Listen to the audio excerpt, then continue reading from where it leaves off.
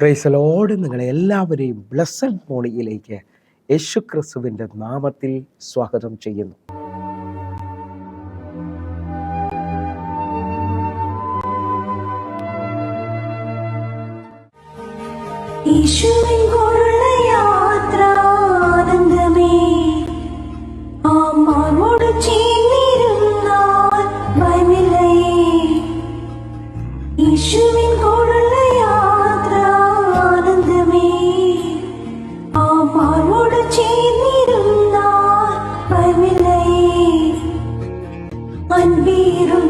കൈകളാൽ അത്ഭുതമായി നടത്തിടും മാധുര്യമേറും മൊഴികളാൽ തൻ സ്നേഹമെന്നോട് പങ്കുവയ്ക്കും. ഒറ്റയ്ക്ക് വീടുകയില്ല, മടുത്തു മാറുകയില്ല. ഒറ്റയ്ക്ക് വീടുകയില്ല, മടുത്തു മാറുകയില്ല. അന്ത്യം വരെ ആ ചുടുമതി യേശുവിൻ്റെ കൂടെ മതി.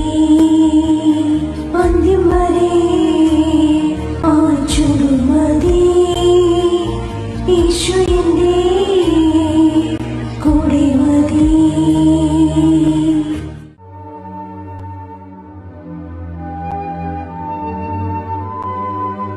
പ്രിയരെ, അനുഗ്രഹിക്കപ്പെട്ട ഒരു പ്രഭാതം കൂടി നമ്മുടെ ജീവിതത്തിൽ അനുവദിച്ചു തന്ന വലിയവനായ ദൈവത്തെ നമുക്ക് ഒരുമിച്ച് ചേർന്ന് നന്ദി പറയാം. എത്ര പേർ പറയും, ഞാൻ നിന്നതല്ല, എൻ്റെ ദൈവം എന്നെ നിർത്തിയതാ?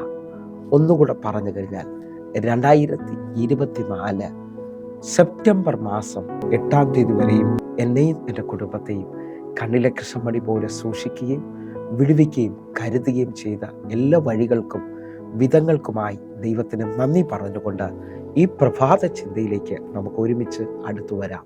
മാനുഷിക വാക്കുകളിൽ ഭയപ്പെടാതെ ദൈവശബ്ദത്താൽ ജയം പ്രാപിക്കുക. പ്രിയരെ, പ്രാരംഭ വാക്യത്തിലേക്ക് 27-ാം സങ്കീർത്തനം അതിൻ്റെ 1-ാമത്തെ വാക്യം: യഹോവ എൻ്റെ വെളിച്ചവും എൻ്റെ രക്ഷയും ആകുന്നു, ഞാൻ ആരെ ഭയപ്പെടും? യഹോവ എൻ്റെ ജീവൻ്റെ ബലം, ഞാൻ ആരെ പേടിക്കും? പ്രിയരെ, പ്രഭാതത്തിൽ നമ്മോടിടപെട്ട അനുഗ്രഹിക്കപ്പെട്ട വചനത്തിനായി നമുക്ക് ഒരുമിച്ച് ചേർന്ന് നന്ദി പറയാം. പലവരും മാനുഷിക ഭയത്താലും മാനുഷിക വാക്കുകളിൽ തളർന്നുപോയവരുമാണ് എന്നെ കേൾക്കുന്നവർ. എന്നാൽ ഈ പ്രഭാതത്തിൽ ദൈവം നമ്മോട് പറയുന്നു, ദൈവത്തിൻ്റെ വചനത്താൽ ജയം പ്രാപിക്കുക. 27-ാം സങ്കീർത്തനം 1-ാമത്തെ വാക്യത്തിൽ ഇതാ സങ്കീർത്തനക്കാരൻ പറയാണ്: യഹോവ എൻ്റെ വെളിച്ചവും എൻ്റെ രക്ഷയുമാകുന്നു, ഞാൻ ആരെ ഭയപ്പെടും? യഹോവ എൻ്റെ ജീവൻ്റെ ബലം, ഞാൻ ആരെ പേടിക്കും? ദാവീദ് വ്യക്തമായി വിളിച്ചു പറയാണ്, യഹോവ എൻ്റെ വെളിച്ചം എൻ്റെ രക്ഷയുമാ, യഹോവ എൻ്റെ ജീവൻ്റെ ബലമാ, ഞാൻ ആരെ പേടിക്കും? വിശ്വസിക്കുന്നവരുണ്ടെങ്കിൽ നിങ്ങളെ തന്നെ ഒന്ന് ബലപ്പെടുത്തുന്ന രീതിയിൽ ഈ വചനം നിങ്ങളുടെ നാവ് കൊണ്ട് ഈ പ്രഭാതത്തിൽ പറയണം. കാരണം അനേക ശബ്ദങ്ങൾ നിങ്ങളെ തളർത്തിയിട്ടുണ്ടാകാം. മാനുഷിക നിലയിൽ നിങ്ങൾക്ക് ആ ജോലി കിട്ടത്തില്ല, അല്ലെങ്കിൽ നിങ്ങൾക്ക് ആ സാമ്പത്തികം ലഭിക്കത്തില്ല, നിങ്ങൾക്കിനി അത് അസാധ്യമെന്നൊക്കെ പറഞ്ഞുകൊണ്ട് നിൽക്കുമ്പോൾ ദൈവത്തിൻ്റെ ശബ്ദം നിങ്ങളെ ബലപ്പെടുത്തുന്നതാണ്. ഒന്നുകൂടെ നിങ്ങൾ ശ്രദ്ധിച്ചു നോക്കിയേ. ഇതാ മാർക്കോസിന്റെ സുവിശേഷം 5-ാം അധ്യായം അതിൻ്റെ 35-36 വാക്യങ്ങൾ. ഇങ്ങനെ പറഞ്ഞുകൊണ്ടിരിക്കുമ്പോൾ തന്നെ പള്ളിപ്രമാണിയുടെ വീട്ടിൽ നിന്ന് ആൾ വന്നു, നിന്റെ മകൾ മരിച്ചുപോയി, ഗുരുവിനെ ഇനി അസഹ്യപ്പെടുത്തുന്നത് എന്തിന് എന്ന് പറഞ്ഞു. ഇതാ 35-ാമത്തെ വാക്യത്തിൽ യേശു കർത്താവ് യായിറോസിന്റെ ഭവനത്തിലേക്ക് പോവുകയാണ്.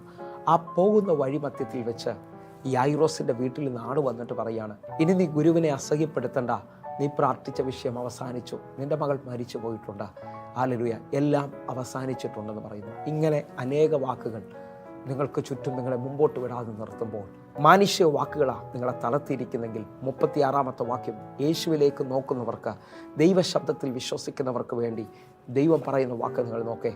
36-ാമത്തെ വാക്യം, യേശു ആ വാക്ക് കാര്യമാക്കാതെ പള്ളിപ്രമാണിയോട് ഭയപ്പെടേണ്ട, വിശ്വസിക്കുക മാത്രം ചെയ്യുക എന്ന് പറഞ്ഞു. 36-ാമത്തെ വാക്യം നിങ്ങൾ ശ്രദ്ധിച്ചേ. യേശു ആ വാക്ക് കാര്യമാക്കാതെ ഭയപ്പെടേണ്ട, വിശ്വസിക്കുക മാത്രം ചെയ്യുക.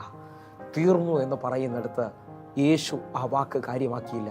യേശു യായിറോസിനോട് തട്ടി ബലപ്പെടുത്തുന്ന പോലെ പറയുക, വിശ്വസിക്കുക മാത്രം ചെയ്യും. ഇന്ന് ഈ പ്രഭാതത്തിൽ എന്നെ കേൾക്കുന്ന അനേകരോട് ഞാൻ വിളിച്ചു പറയുന്നു, ആ വഴി അടഞ്ഞിട്ടില്ല, ആ ജോലി നഷ്ടമാകത്തില്ല, ആ സാമ്പത്തിക വിഷയത്തിനകത്ത് നിങ്ങൾ ജയിക്കും, ആ വസ്തുവിൻ്റെ വിഷയത്തിൽ, ആ കോടതി കേസിൽ നിങ്ങൾ ജയിക്കും. കാരണം എൻ്റെ കർത്താവ് നിങ്ങളെ ബലപ്പെടുത്തുന്നവനാണ്, എൻ്റെ യേശു നിങ്ങളെ ജയിപ്പിക്കുന്നവനാണ്. വിശ്വസിക്കാമെങ്കിൽ ഈ പ്രഭാതത്തിലും നിങ്ങളൊരു അത്ഭുതം കാണാൻ പോവുകയാണ്. നിങ്ങൾ ശ്രദ്ധിച്ച് 1 രാജാക്കന്മാരുടെ പുസ്തകം 19 അധ്യായത്തിൽ ഏലിയാവ് ആകാശത്തു നിന്ന് തീയിറക്കിയ മനുഷ്യൻ ഒരു സ്ത്രീയുടെ വാക്കിൽ, ഇസബേലിൻ്റെ വാക്കിൽ അവൻ ഭയപ്പെട്ട് ഓടിപ്പോവുകയാണ്. ഒരു ചൂരച്ചെടിയുടെ കീഴിൽ ചെന്ന് യഹോവയോട് പറയുകയാണ്, എനിക്ക് ജീവിക്കണ്ട, മരിച്ചാൽ മതി.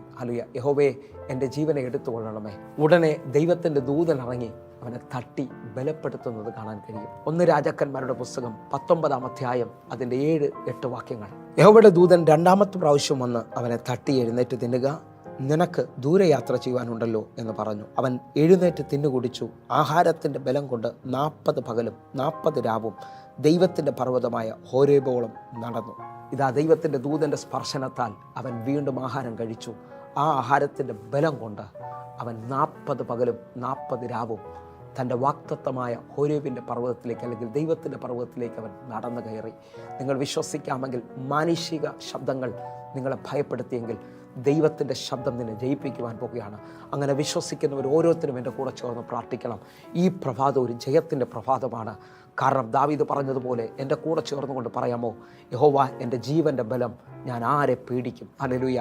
കർത്താവ് എൻ്റെ കൂടെ ഉണ്ടെങ്കിൽ, എൻ്റെ ദൈവം എൻ്റെ കൂടെ ഉണ്ടെങ്കിൽ നിശ്ചയമായി നീ ആ മതിൽ ചാടിക്കടക്കും. എൻ്റെ ദൈവത്താൽ നീയും ഞാനും ജയം പ്രാപിക്കാൻ പോവുകയാണ്. അങ്ങനെ വിശ്വസിക്കുന്നവർ കണ്ണുകൾ അടച്ചിട്ട് പ്രാർത്ഥിക്കാൻ പോവുകയാണ്. ഞങ്ങളെ സ്നേഹിക്കുന്ന ഞങ്ങളുടെ നല്ല കർത്താവെ, പൂർണ്ണ ഹൃദയത്തോടെ ഓരോ മക്കൾക്കും വേണ്ടി ഞാൻ പ്രാർത്ഥിക്കുന്നു. ഈ പ്രഭാതം ഒരു ജയത്തിൻ്റെ പ്രഭാതമാകട്ടെ. ഈ പ്രഭാതം ഒരു സൗഖ്യത്തിൻ്റെ, വിടുതലിൻ്റെ പ്രഭാതമായി തീരട്ടെ. കർത്താവെ, ഇവരെ അങ്ങ് എഴുന്നേൽപ്പിച്ചതിനായി നന്ദി. യേശുവിൻ നാമത്തിൽ ഞാൻ പ്രാർത്ഥിക്കുന്നു.